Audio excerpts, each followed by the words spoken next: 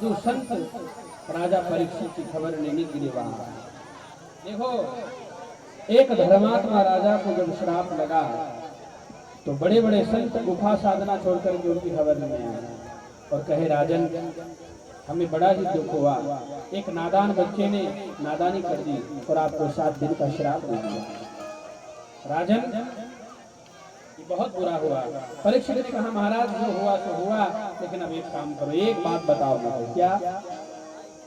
हे गुरुदेव, मैं तो मानता ही नहीं कि मुझे श्राप लगा है। मुझे तो ऐसा लगता है मुझे ऋषि कुमार का आशीर्वाद मिला। जिस श्राप से महाराज आपके जैसे महापुरुषों का दर्शन हो जाए वो श्राप नहीं है, वो तो आशीर्वाद है मेरे लिए। गुरुदेव अब तो बस एक ही इच्छा है। क्या? तो बोले, ये बताओ कि 7 दिन में जो जीव मरने वाला है उसकी मुक्ति का उपाय क्या है? ये प्रश्न हम सब के अंदर उठना चाहिए मेरे भाई बहन। ये परीक्षित का प्रश्न नहीं है, ये हम सब का प्रश्न होना चाहिए। तू यहाँ मुसाफिर है, ये सराय पानी है और 4 रोज की महिमा तेरी जिंदगानी है। 4 रोज की महिमा तेरी जिंदगानी।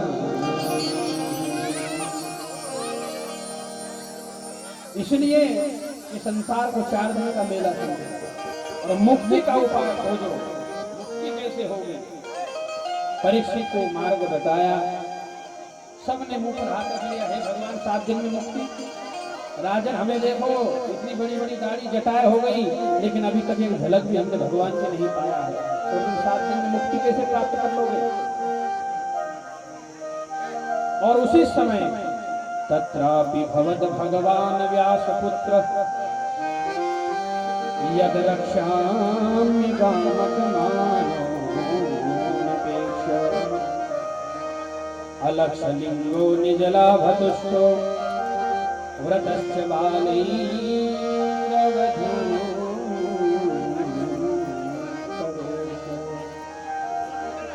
उसी समय सुखदेव जी महाराज वहां पर प्रकट हुए और सुखदेव जी महाराज ने ही स्वागत किया है परीक्षित ने।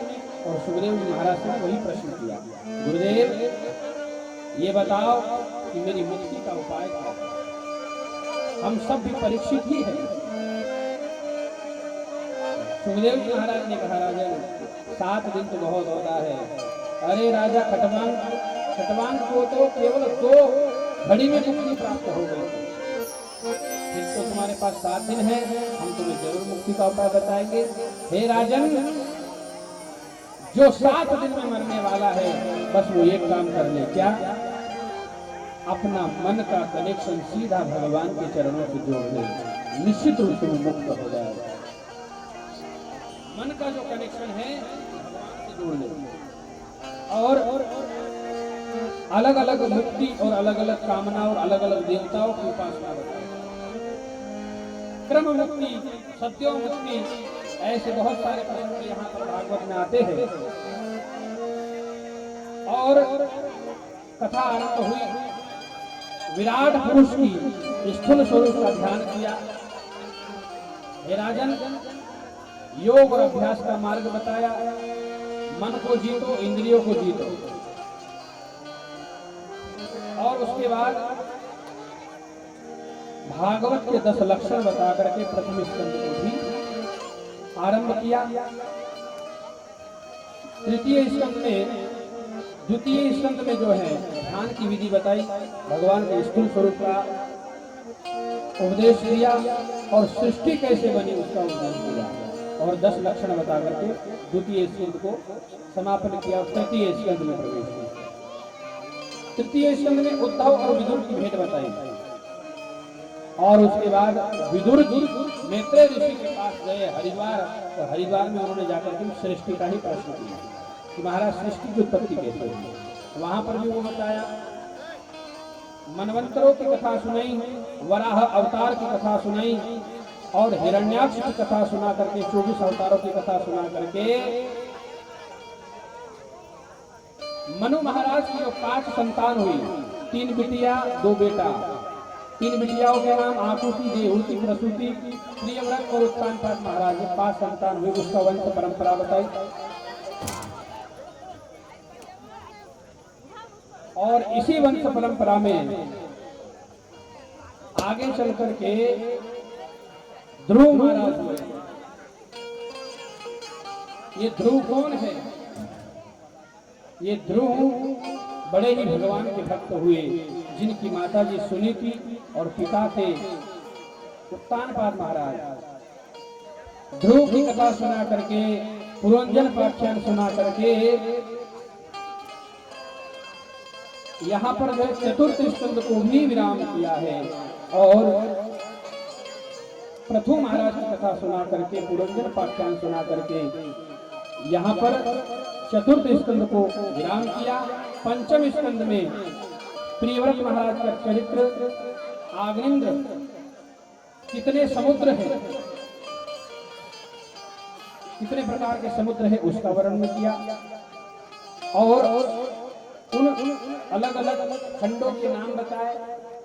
पृथ्वी के 7 भाग किए, 9 खंड हुए, जिसमें सबसे पहला खंड है अजनाब खंड।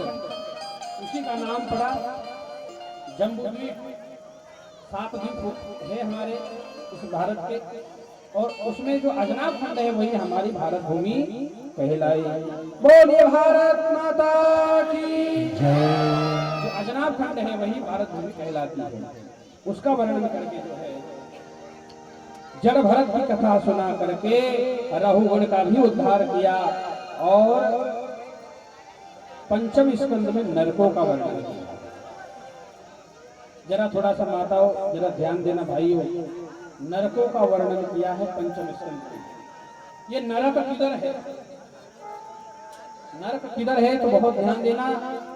धरती के 99,000 योजन नीचे दक्षिण की दिशा में यमपुरी है, जहां पर 28 प्रकार के महाघोर नरक हैं।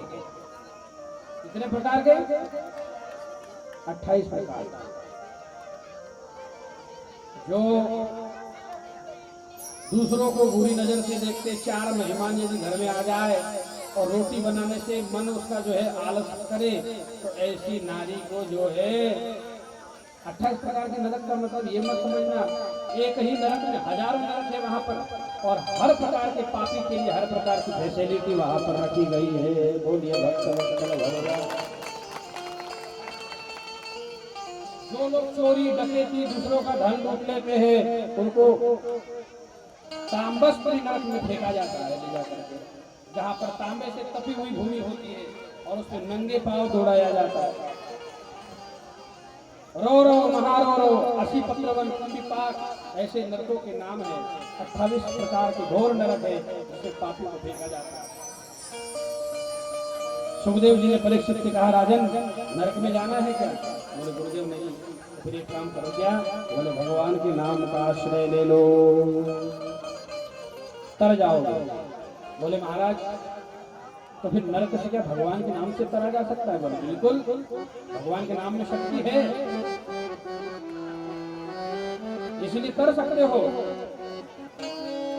हमको विश्वास नहीं हो रहा है, बताओ। तो अजामिल की कथा सुनाई। अजामिल महापापी, जिसने अंत समय भगवान का एक बार नाम ले लिया तो भवसागर से पार हो गया। नाम की महिमा बता करके पंचम स्कंद को भी विराम किया। षष्ठम स्कंद में अजामिल की कथा सुना करके, और षष्ठम स्कंद में जो है अजामिल की कथा सुना करके, वृत्तासुर की कथा, चित्रकेतु की कथा सुना करके, पुनश्रवण व्रत की विधि बता करके उसको भी समाप्त किया। सप्तम स्कंद में हिरण्यकश्यप की कथा सुना करके, प्रहलाद का चरित्र सुना करके, वर्ण धर्म और वर्ण आश्रम का धर्म बता करके सुखदेव जी ने उसको भी विराम किया। अष्टम स्कंद में मनवंतरों की कथा सुनाई। अलग अलग मनवंतर में भगवान के अलग अलग अवतार होते हैं। 4 युग उसका वर्णन किया। सूर्य की गति कितनी है, सूर्य की दूरी कितनी है, वह सब कुछ बताया। वह बता करके गजेंद्र हाथी का चरित्र सुनाया। गजेंद्र हाथी कौन था? एक बहुत बड़ा बलवान हाथी, जिसको परिवार में बड़ा ही घमंड और अभिमान था, मेरा इतना बड़ा परिवार है। उसका नाम था गजेंद्र हाथी। अंत में जब उसका अभिमान टूटा, भगवान का ही नाम का सहारा लेना पड़ा और भगवान की कृपा से फिर वो बचा। तो उसकी कथा सुना करके, मोहिनी की कथा, समुद्र मंथन की कथा सुना करके जो है, यहाँ पर एक बार दुर्वासा जी का श्राप देवताओं को लगा। सारे देवी देवता जो है स्वर्ग खाली करके भाग गए और जंगल जंगल देवी देवता भटक रहे हैं। और माता अदिति, दिति और अदिति, ये दो पत्नी है। देव माता अदिति और राक्षसों की माता है दिति। तो अदिति माता ने अपने पति कश्यप ऋषि से पूछा कि महाराज ये बताओ, मेरे बच्चे जंगल जंगल भटक रहे हैं, देवता, इनका उद्धार कैसे होगा? स्वर्ग खाली करके भाग रहे हैं और राजा बलि जो है स्वर्ग पर अपना आधिपत्य जमा चुके हैं। तब फिर उसने जो है कश्यप ऋषि ने उनको पयोव्रत की विधि बताई, जो 12 दिन दूध पी करके रहा जाता है। जिन माताओं को संतान नहीं होती है वो इस व्रत को कर सकती है। पयोव्रत उसका नाम है। होली का जो समय आता है उस समय वह व्रत किया जाता है। 12 दिन तक दूध पी करके किया जाता है। अगर उस व्रत को भगवान विष्णु की उपासना करके आप